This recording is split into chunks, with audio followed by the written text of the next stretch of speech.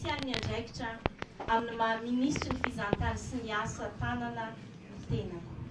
Fantatro tsara ny lanjany ty andraikitra natolotra aty, fantatro. Indrindra amin'izao vanim-potoana ny fanavaozana tanteraka ny repoblika izao. Voalohany indrindra dia mankasitraka sy mideran'Andriamanitra. Andriamanitra tsy to no ny fahasoavany sy ny fitahiany tsy manapetra mahatonga antsika amin'izao fotoana izao. Misaotra manokana anao Ramatoa Minisitra Viviane Dehoa no ireo ezaka lehibe izay vitanao tamin'ny fampandrosoana ny fampiroboroboana ny sehatra ny fizahantany sy ny asa tanana nandritra ny fotoana na teto amin'ny ministeranao. Riposehatra sy mpiara-miombonantoka, andraikitra sarotra sy lehibe miandry antsika. Tafiditra tanteraka ao anatin'ny fandaharana asa fanavaozana izay napetraky ny filohan'ny Repoblika ny fanavaozan'ny Madagasikara izany dia ny Kolonel Randrianirina Mikael. Nampatsiahy antsika izany filohantsika izany fa ny gouvernemanta vaovao dia tsy maintsy miasa ary tokony andraikitra amin'ny vahoaka. Tokony hisy vokatra hita maso, azo refesina ary aingana ny asa izay ho ataontsika. Lara-pamiana lehibe apetraka dia ireto avy. Voalohany, fiarovana sy fanatsarana ny kalitaon'ny fandraisana. Izany hoe ny vahiny izay tonga eto Madagasikara dia tsy tokony hitsidika fotsiny ihany, fa tokony ahatsapa hoe azo antoka en sécurité ary hajaina sy voaray tsara, bien accueilli. Faharoa, ny fanamorana ny fampiasam-bola sy fanamorana ny fomba fiasa ihany koa. Ho atsangatsika ny guichet unique ho an'ireo mpandraharaha amin'ny fizahantany sy ny asa tanana. Fahatelo dia ny fanandratana ny fahaiza-manao sy ny kanto vitan'ireo mpisehatra. Ny zavatra vokarin'ny tanantsika mantsy no ambasador'ny Madagasikara any ivelany. Ho atsaraina ny fampidirana an'ireo mpanao asa tanana ao anatin'ny zotra fizahantany sy ny tsena iraisam-pirenena. Ny fahaefatra dia ny fampiroboroboana ny Madagasikara ho toerana fizahantany lovain-jafy. Ny fizahantany dia tsy maintsy manaja ny faritra arovana, manaja ny fiarahamonina ary manaja ny maha-izy azy ny firenena anankiray. Ny fahadimy dia izao hoe fiara-miasa misehatra rehetra amin'ny fanatsarana ny tolotra, indrindra amin'ny fanavaozana numerika izay tsy azontsika ialana intsony amin'izao vanim-potoana izao. Hiaraka amin'ny fitondram-paritra isika, ny sehatra tsy miankina, ny fikambanany ny asa tanana ary ny mpiara-miombonantoka rehetra hahatongavantsika amin'izany tanjona izany.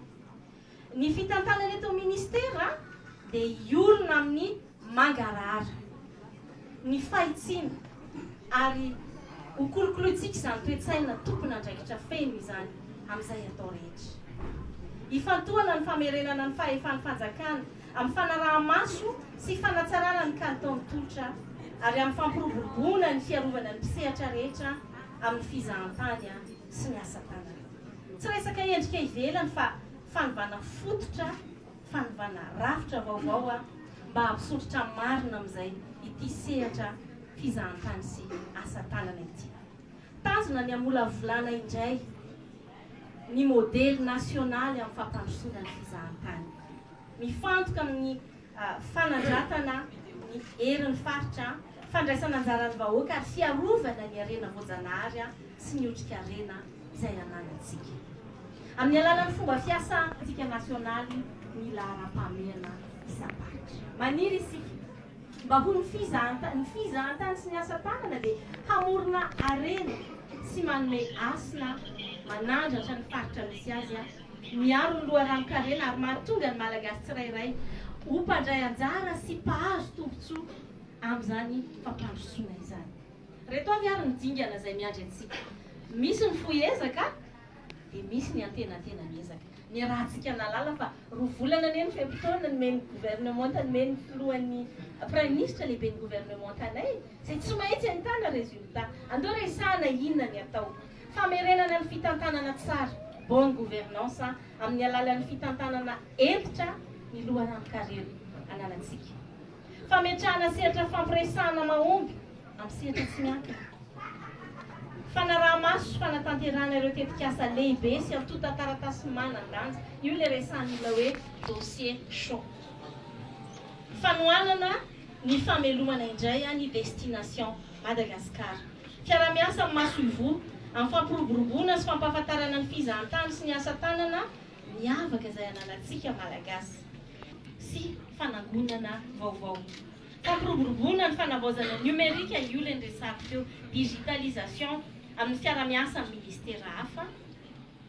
Fanamafisana ny komity iraisan'ny ministera momba ny fanamorana ny fampiasana amin'ny fiara-miasa manam-pahefana rehetra, ny amin'ny sehatra tsy miankina, ny mpanao asa tanana, ny mpandraharaha ary ny mpitaridia mba handroso miaraka isika raha sitrakareo amin'ny firaisan-kina sy fahatokisana tanteraka.